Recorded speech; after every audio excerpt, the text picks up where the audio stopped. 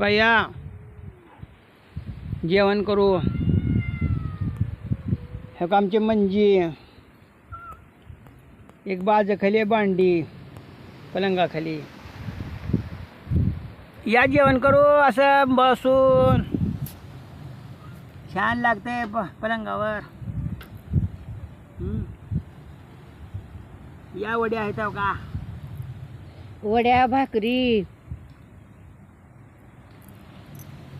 वड्या भाकरी चपात्या भात करून आणला हो का. शेतामध्ये जेवण करायला दुपारच्या टायमाचं. या जेवण करू. रानात छान लागतंय. दुपारचा टाइम आहे शेतामध्ये. हे का शेतात बसून जेवण करायला आम्ही दोघं जण.